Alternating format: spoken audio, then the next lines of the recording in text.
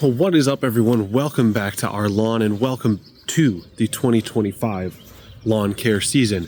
And I have just recently started it off with the charity mow, mostly a vacuum, which we're going to get to, but is really the only thing I recommend or say that you have to do every spring is run that mower around, vacuum up all your sticks, all the leaves that are left over, get the yard cleaned up, ready to go. But we're going to talk about spring here coming up. Going to tell you everything you have to do and how to make spring lawn care decision making when it comes to the things you see on social media about all the things you have to do, which is aerate, dethatch, overseed, pre-emergent, fertilize, all this stuff. We're going to talk about that for a little bit while you watch me do this vacuum up here in the backyard. And then after that, we're going to walk and talk, show you what's going on, show you some of the issues, talk about the things we're going to do here in the yard and for the channel in 2025. And with that, we will roll that sweet mower footage as we talk about spring. So if you are someone on social media, on YouTube, looking into lawn care, you are going to probably have seen a number of things talking about all the stuff that you have to do every spring. You have to get your pre-emergent down.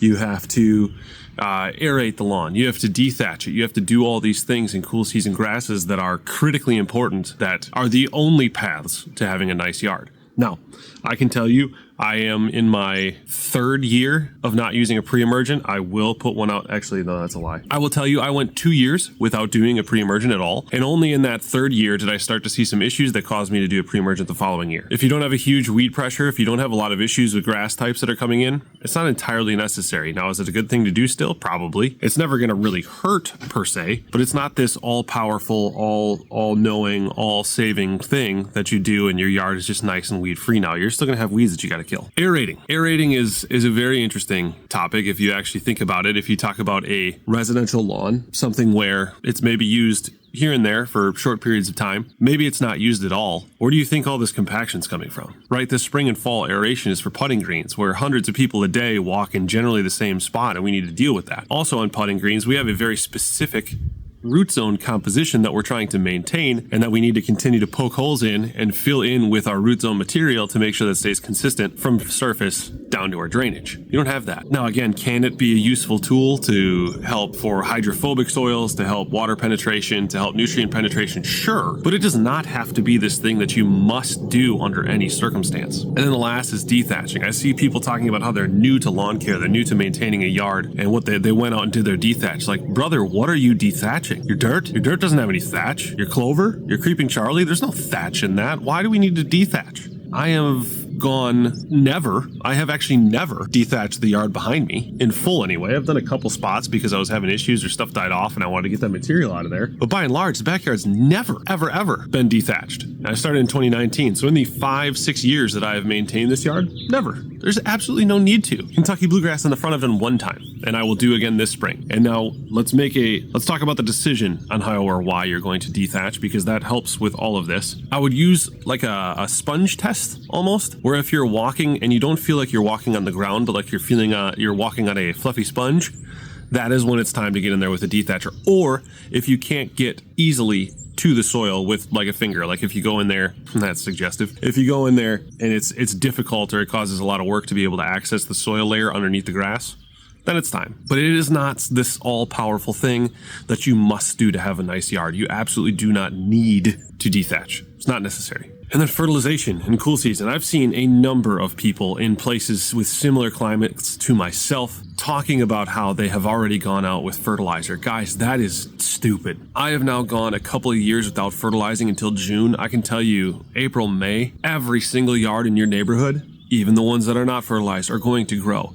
And to push a bunch of extra top growth, to use all these nutrients, all this water, to spend all this time and energy for the plant, pushing even more top growth, not necessary. Not necessary at all. Unless you see with your eyeballs a reason to do so. That would be the only other time that I would recommend you fertilize, is if you're seeing some discoloration, you're seeing places where it's not greening up in a way that you think it would, or it's doing so somewhat inconsistently, then we can go out with, maybe 4/10 half-pound event at absolute most, help kickstart some of that growth if you're seeing issues and reasons why. I will not put a prill or an ounce of fertilizer on this yard until I see a need to do so. I forgot one, and it's the most asinine spring thing that you're going to see on the internet or anywhere, is this: how can you get your grass to green up faster? That's not how this works. That's not how any of this works. Now, there are things you can do to get your lawn to green up faster, but they're all dumb. So let's talk about why. So I am in my front yard, which is mono-stand Kentucky bluegrass. It does have 3 different varieties, but it is Kentucky bluegrass, with the exception of a little bit of triv, some bent over there, but predominantly bluegrass. So let's take a walk around and see the things that I did to have it green up faster. I have this tree up over here to the right that provides shade so that when it's not growing, the growth potential isn't there. It's not experiencing too much sun. So this part greens up faster than this part. I have a driveway, which makes this little bit green up faster than the rest of it over here. And I have a hill and a ditch, which means that this side down here slopes away from the sun and doesn't get the kind of sun and energy that it needs to warm up, which would make the grass green up. And I have that bit, which perfectly points towards the sun and is by the road, making it green up faster. I also have this little area right here, which I made sure to have a really shallow root depth so that where the roots of this plant are is warming up faster. Now it also means it dies when it gets hot and dry faster. Grass is going to green up when grass is going to green up. There is absolutely no reason at all to do anything specifically to make your grass green up faster than it otherwise would. Let nature do nature things until you need to intervene, which again is not spring green up. So as promised, like I said, now it's time to talk about everything going on and what we're going to do with the yard this year. So front yard, perfect, flawless, continue to maintain, possibly do a dethatch here in the spring depending on how I feel and what I want to do. But then we get to some of the exciting stuff, which is we're back in the side yard. So let's talk about what this plan is as I walk you through, and you can take a look at it where it's at when it comes out of spring here. So we are here in the side yard where I once did the beginner lawn care program, which is to take and try to come up with the lowest cost, lowest effort way in which beginners can come out and make their yard nicer again. And then I had ACL surgery, and then it got entirely neglected. I experimented with it, bringing it down really short, and all of the above. So what we're gonna do is, if you see that guy over there, he's gonna continue to maintain this at 1 inch, and we're gonna do all of the beginner basic stuff over here. We're gonna talk you through the program. I'm gonna tell you when and what every step of the process is.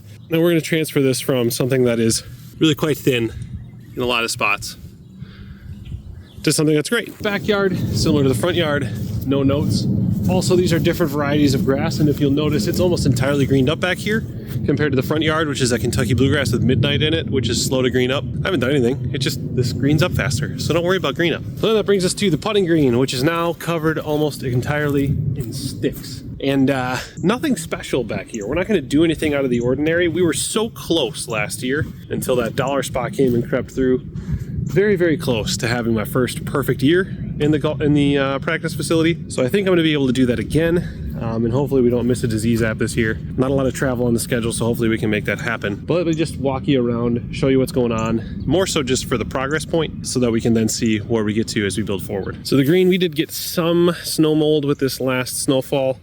Doesn't matter, it'll grow out of that. You can see there's already green in the margins there. That'll be just fine. Last year, some of the sections that never quite filled in the expansion are there down this side. We got a little bit of moss that came in into some of the thinner spots on the green right here. So hopefully those will start to fill in. As we come down here, this area continues to fill in. Again, there was almost no grass in here. I've never seeded it. It just continues to fill in from where all the bare spots were. It used to be a lot of that. We're getting a little bit less and less of that as the year goes on. The expansion, again, we lost a lot of this to dollar spot at the end of last year, but it is coming along. It's a little bit too wet to get down here and do anything. Hopefully if it doesn't rain this year, we'll have, or this week, hopefully if it doesn't rain this week, we'll be able to get in, clean these sticks up next week, and then we're over into this fairway expansion, which fights the shade and also is hit the most by dollar spot because again, it stays wet. So we look at some of these areas, again, giant branch on the ground, but again, damaged, but not dead. And so really the plan for that is we're just gonna fertilize really, really heavy throughout the year, especially here in the spring, you know, where I say on a normal yard, we don't need to fertilize. We're not gonna do anything like that. If we're trying to get grass to fill in, that's when we wanna be fertilizing, we wanna be pounding. I'm gonna probably be doing like a 1/2 inch, if not more, like 3/4 to a pound of N a month is probably going to be the pace I'm going to try to target to really help that all flush out, grow really aggressively. Stay on the fungicide plan, which is going to be propiconazole and azoxystrobin to start with. I'm thinking the robot programmed how it returns to the station and not make the same path anymore because it's taken some goofy routes to get there so far. But it still locks right in, it goes right on the thing. All right, sorry, where were we? Fungicide. Propiconazole and azoxystrobin in the May and June, actually, or April and May. And then as we get into the heavy disease season, June, July, August, September, Those are going to be my Armada and Mefenoxam if needed, and then back to Propiconazole and Azoxy through the end of the year, and PGR the whole time. So I'm excited about this year coming up. I'm excited about what we're going to have coming on the channel. Looking forward to some of the robot content, talking to you about that. Looking forward to the beginner lawn care program over there in the side yard. I think that is super beneficial to everyone, and I'm going to try to kind of vlog the practice facility stuff so that you can see what we're doing, how that's going as the process continues to evolve, and that you can hopefully learn from as I'm learning and as I make mistakes. So as always, thank you so much. Subscribe to the channel, follow along to everything we're doing here in our lawn. Go check out my at-home golf channel. You can watch me be terrible at golf in the simulator and terrible at golf back out here playing on the practice facility. Have a great 2025. We'll see you next time.